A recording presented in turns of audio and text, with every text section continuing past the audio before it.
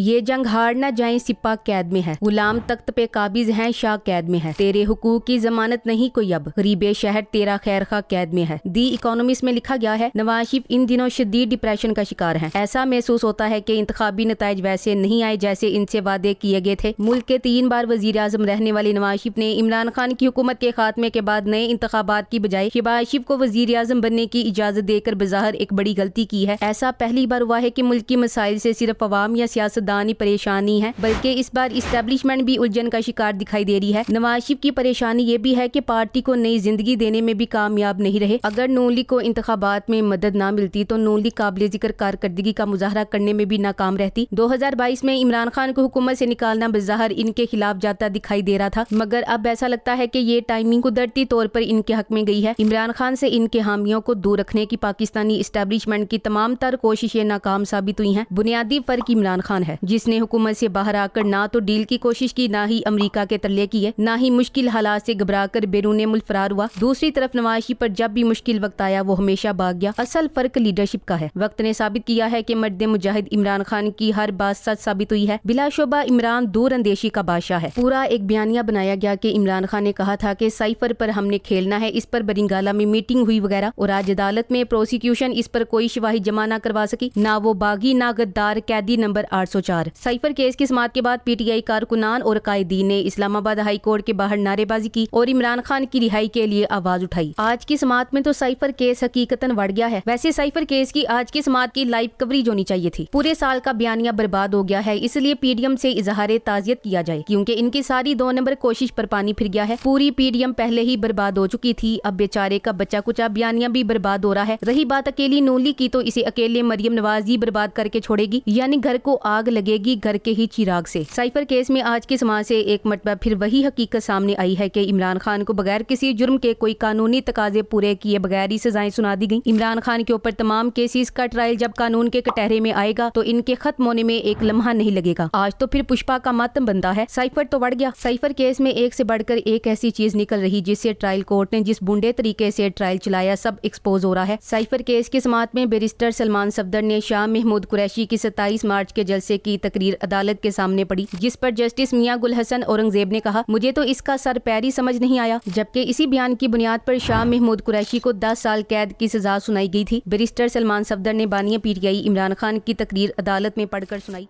जिस पर जस्टिस मियां गुल हसन औरंगजेब के रिमार्क्स थे। ये तो सियासी तकरीर थी। हाथ तो ये है कि आज जस्टिस मियां गुल हसन औरंगजेब पूछते पाएंगे, हमें ये तो बता दें कि उस साइफर में ऐसा लिखा क्या है। एक शख्स को सजा दी गई, ये तो पता चले कि दस्तावेज में लिखा क्या था जिसे ट्विस्ट किया गया। जिस पर वकील सलमान सफदर ने कहा, मैंने साइफर देखा नहीं, इसलिए बता नहीं सकता कि क्या लिखा है। जवाब में चीफ जस्टिस आमिर फारूक ने कहा, फिर हम प्रोसिक्यूशन से इस मुतल्लिक मालूम कर लेंगे। वकील सलमान सफदर ने कहा, एक तरफ कहते हैं बानिया पीटीआई ने सब कुछ पब्लिक कर दिया, दूसरी तरफ कहते हैं कि साइफर दिखाया तो पब्लिक हो जाएगा। इस पर जस्टिस हसन औरंगजेब के रिमार्क्स, आपकी बताई बातों में खुफिया रखे जाने वाली तो कोई बात नहीं। उस साइफर में कम्युनिकेशन क्या है? वाशिंगटन से एक शख्स ने एक चीज भेजी, वो क्या है? उस शख्स ने बताया तो होगा ना कि क्या चीज भारत के हाथ लग गई तो सिक्योरिटी सिस्टम मुतासिर होगा। क्या साइफर ट्रायल कोर्ट के जज को दिखाया गया? जस्टिस मियां गुल हसन औरंगजेब के रिमार्क्स, नहीं दिखाया। वकील सलमान सफदर का जवाब, जस्टिस मियां गुल हसन औरंगजेब के रिमार्क्स के बाद साइफर केस को गंगा में बहाने की तैयारियां शुरू कर दें। अंदाजा करें, एक जज ने पूरा केस सुनकर सजा सुना दी बगैर देखे कि साइफर में क्या लिखा है। जब किसी को पता ही नहीं साइफर में क्या लिखा है तो फिर इस पर केस कैसे चल सकता है? साइफर केस में जो जल्दी में सजाएं सुनाई गई हैं वो बहुत जल्द कलदम करार दे दी जाएंगी, क्योंकि साइफर का केस तो बाजवा पे बनता है, ना कि इमरान खान पे। इमरान खान ने कहा था साइफर केस में जब ओपन कोर्ट में बहस होगी ये कभी दिफा नहीं कर पाएंगे। और आज आपके सामने है कि किस तरह हर इल्जाम महज इल्जाम ही था, कोई गवाह, कोई शहादत, कोई कानूनी नुक्ता सिरे से नहीं था। अल्लाह अलहक है। आज साइफर केस के दौरान बार बार जजेस मुशावरत कर रहे थे, क्योंकि इनको समझ नहीं आ रही थी कि केस का फैसला किस बुनियाद पे किया गया था। साइफर केस मंसूबा साजों ने अपनी गद्दारी छुपाने के लिए बनाया था, लेकिन आमिर फारूक की अदालत में जिस तरह इस केस के बखिए हुदेड़ने को रिपोर्ट किया जा रहा है, इसके बाद कुछ शर्म कर लेनी चाहिए और प्रोसिक्यूशन को खुद ही अपना केस वापस ले लेना चाहिए। इमरान खान के वकील बैरिस्टर सलमान सफदर ने मीडिया से गुफ्तगू करते हुए कहा, प्रोसिक्यूशन अपना केस साबित करने में नाकाम रही है। इमरान खान पर साइफर जैसा एक बेबुनियाद केस बनाया गया, उम्मीद है हमें इंसाफ मिलेगा। साइफर केस कल तक मुलतवी कर दिया गया है। 20 मार्च को अलकादी ट्रस्ट की जमानत जमानत पर बहस होगी और सेशन कोर्ट इस्लामाबाद में इद्दत केस की समाअत भी उसी दिन है। ये हफ्ता बहुत अहम है, इंशाल्लाह इंसाफ होगा। साइफर केस में जितनी जल्दी सजा हुई उतनी जल्दी खत्म होती भी नजर आ रही है। सूरत हाल देखकर लगता है साइफर केस आज इस्लामाबाद हाई कोर्ट में उठ चुका है। कल इमरान खान और शाह महमूद कुरैशी इस केस में बरी हो जाएंगे इंशाल्लाह। इमरान खान हमेशा से पाकिस्तान का वफादार रहा है, वो सच्चा मुहिब्बे वतन पाकिस्तानी है। इसने पाकिस्तान की सालमियत पर कभी समझौता नहीं किया। इसने इस मुल्क का मुकदमा हर फोरम पर लड़ा। इमरान खान जैसे मुहिब्बे वतन शख्स पर साइफर जैसा बेबुनियाद केस बनाया गया जो नहायत शर्मनाक है। मगर अब उम्मीद है बहुत जल्द साइफर केस भी बाकी बोगस केसेस की तरह खत्म हो जाएगा और अल्लाह के फजल से खान साहब बाहर भी आ जाएंगे। लेकिन मेरा एक सवाल है केसेस बनाने वालों से कि जो खान साहब की जिंदगी के कीमती 8 महीने बिला वजह जेल में जाया किए गए, उसका जिम्मेदार कौन है? खान साहब के वकील नईम हैदर भी आज गुस्से से फट पड़े और मीडिया से बात करते हुए कहा, इमरान खान साहब, साबिका खातून अव्वल बुशरा बीबी साहिबा, शाह महमूद कुरैशी साहब के साइफर केस और तोशा खाना केस की समाअत सजाएं सुनाने के लिए स्पीडें लगाई गई और सजाओं के खिलाफ अपीलों के लिए दरखास्तों को लटकाया जाता है। हम फौरी इंसाफ का मुतालबा करते हैं। सोशल मीडिया पर मजहबी आड़ में कैंपेन चलाई जा रही है। कुछ शर्म नहीं इन बेशर्मों में। आज ही के दिन 1 साल पहले जुडिशियल कॉम्प्लेक्स में इमरान खान को कत्ल करने का पूरा प्लान तैयार था। उसी वक्त इनके घर जमान पार्क पे भी कब्जा किया जाना था। फिर वहाँ से कुछ ऐसा बरामद करना था जिसकी बुनियाद पे इमरान खान को मुल्क दुश्मन और गद्दार करार दिया जाता। इनके जनाजे में शमूलियत पे पाबंदी होती। ये सब मंसूबा साजों का प्लान था जिसे अल्लाह पाक ने गारत कर दिया। लेकिन मंसूबा साज अब तक साजिशों में मसरूफ हैं। याद रहे कत्ल की ये कोशिश और इमरान खान के घर पे 1 हफ्ते के अंदर दूसरा हमला 9 मई फाज फ्लैग से पहले हुआ था, जिसकी आज तक कोई माकूल वजह नहीं बताई गई। फैसला साज अगर कोई है तो वो बस अल्लाह ही की जात है, वरना ये दुनियावी फैसला साज तो अवाम को कब का खत्म करके इस मुल्क, इस चमन, इस दुनिया और इस दुनिया में बसे लोगों को उजाड़ कर वीरान कर चुके होते। और सानेहा 8 फरवरी ने यह साबित भी किया कि इस मुल्क के फैसलों का इख्तियार अवाम के पास है। और अगर इन कब्जा माफिया को अब भी समझ नहीं आ रही तो जब अवाम के हाथ इनके गिरेबानों पर पड़ेंगे तो फिर खूब समझ आ जाएगी। नवाज शरीफ जो यहाँ वजीर आजम बनने आए थे और मीनार पाकिस्तान पर कबूतर उड़ाने आए थे, कबूतर उड़ाते उड़ाते अवाम ने इनके तोते उड़ा दिए हैं। नून लीग को बार बार नवाज शरीफ को किंग मेकर कहकर खुद को तसलियां क्यों दिलवानी पड़ी हैं? मियाँ साहब ईमानदारी से फार्म 45 के मुताबिक जीते होते तो आज इनके तर्जुमानों को इतनी उछल कूद करके अपना मजाक ना बनवाना पड़ता। 3 बार के वजीर आजम रहने वाले के सियासी सफर का इख्तिताम अच्छे नोट पर होना चाहिए था, मगर फिर कंप्रोमाइज कर लिया और बाकी जिंदगी के लिए जलालत मोल ले ली। लेकिन क्या करें, जब अल्लाह का अजाब नाजिल होता है तो अकल पर पर्दा पड़ जाता है। किंग मेकर और इसका सारा खानदान अपनी तमाम सीटें बुरी तरह हार चुके हैं। इखलाकी जुर्रत तो इस खानदान में कभी थी ही नहीं, मगर इमरान खान ने इस खानदान के तमाम लोगों को बावला बनाया हुआ है। नून और पीपी हमेशा एक दूसरे के खिलाफ इलेक्शन लड़ते थे, मगर कभी भी मियाँ साम को किसी ने नहीं हराया था। इस बार तो ये भी हो गया। हकीकत ये है कि जियाउल हक की इस नाजायज औलाद नवाज शरीफ ने पिछले 20 सालों में जितना पाकिस्तान को नुकसान पहुंचाया है, इतना तो हिंदुस्तान ने भी नहीं पहुंचाया। इस्टेब्लिशमेंट और नवाज शरीफ ने मिलकर आज पाकिस्तान की जड़ें खोखली कर दी हैं। इसलिए अब ये वही काटेंगे जो इन्होंने बोया है। इसलिए कोई भी इनकी बातों की टेंशन ना ले। नून लीग वाले तो ये भी कहते हैं खान जेल में ऐसे रहते हैं जैसे नानी के घर में। वो वक्त बहुत जल्द आने वाला है कि ये साबित होगा कि दुनिया के सबसे बड़े इनकलाबी लीडर भगोड़ा शरीफ ने हारी हुई सीट पर पार्लियामेंट में अल्लाह ताला के 99 नामों के नीचे हल्फ उठाया था। पटवारियों के लिए आगे मुश्किल ही मुश्किल है। हारून रशीद कहते हैं इमरान खान को फिर धमकी दी गई है कि अगर आप ऐसे ही जिद लगा के बैठे रहे तो हम आपकी केपी हुकूमत भी गिरा देंगे रमजान के बाद। तो इमरान खान ने जवाब दिया, जाओ जो मर्जी कर लो, तुम जैसे बुजलों से नहीं डरता सच का खुदा है। Thanks for watching. Allah Hafiz.